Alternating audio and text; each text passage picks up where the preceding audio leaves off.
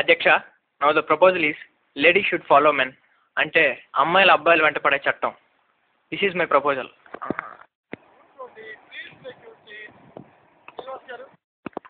అధ్యక్ష, సుబ్బు గారు చెప్పదలుచుకున్న క్లారిటీతో చెప్పట్లేదు అధ్యక్ష. దీనిలో చాలా లొచుగులు ఉన్నాయి అధ్యక్ష. అమ్మాయిలు అబ్బాయిలు వెంట తిరగటం ఏంటి అధ్యక్ష? గట్లా చేస్తే ఉన్న లవర్ కూడా పోతుంది. అసలే నా లవర్ తిక్కది అధ్యక్ష. అధ్యక్ష, అదేం ప్రాబ్లం అవ్వదు. మనం వాళ్ళ వెంట పట్టడం మానేస్తే వాళ్ళే మన వెంట పడతారు. ఇది నేను ఆల్రెడీ సబ్మిట్ చేసిన పేపర్స్లో ఇచ్చాను.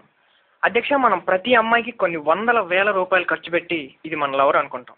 కానీ వాళ్ళు మనం ఖర్చు పెట్టే వాటిలో 10% కూడా ఖర్చు పెట్టరు. ఇది నిజం, అందరికీ తెలిసిన నిజం.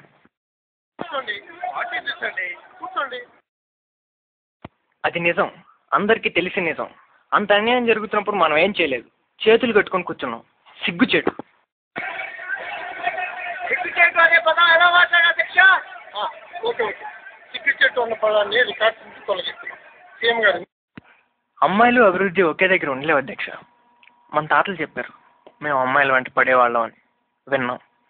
మన నాన్నలు అదే చేశారు, ఊరుకున్నాం. ఇప్పుడు మనం అదే చేస్తున్నాం. తర్వాత మన మనవాళ్ళు అదే చేస్తారు. ఎప్పుడు అధ్యక్ష అమ్మాయిలు మన వెంట పడేది? పడరు. వాళ్ళు మన వెంట పడే వరకు అభివృద్ధి సాధ్యం కాదు. కూర్చోండి కూర్చోండి.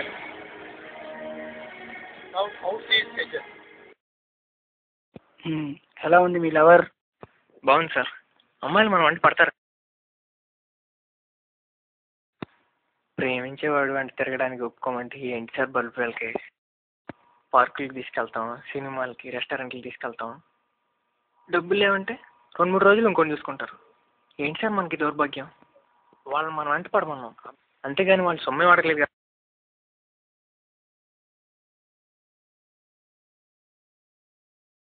అక్కడే పొరపాటు. మన లవరే పోతుంది. అమ్మాయిలు మనకే అవసరం. వాళ్ళకి ఎంతో కొంత ఖర్చు పెట్టి తృప్తిపరిచామనుకో, వాళ్ళు మనతోనే ఉంటారు. అబ్బాయిలు అడగరా? వాళ్ళు ఏమైనా పిచ్చోళ్ళా? వాళ్ళు అడిగితే ఏం సమాధానం చెప్తారు? సమాధానం అడిగి వినే ఓపిక ఎవరికుందయ్యా? ఒకడు కష్టపడి ఏ క్లాస్ అమ్మాయికి లైన్ వేస్తాడు, అది పర్లేదు.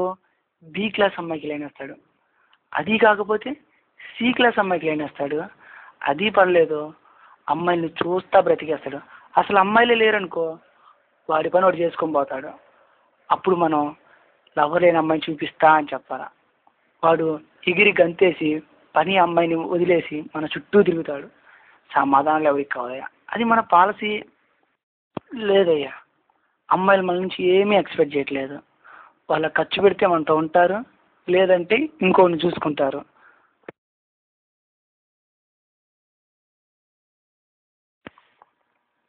ఏం లేదు సార్, మీరు ఎంతమంది పడేశారని. ఇలా చేయమండి సార్. మీకు 70-80 ఏళ్ళు ఉంటాయి. ఈ చేతులతో జయమాలిని తాకుంటారు, అదే కళ్ళతో సావిత్రికి లైన్ వేసి ఉంటారు. ఎంత తెలివి, ఎంత అనుభవం ఎందుకు సార్? ఒక్క అమ్మాయిని కూడా పడేయలేకపోయారు.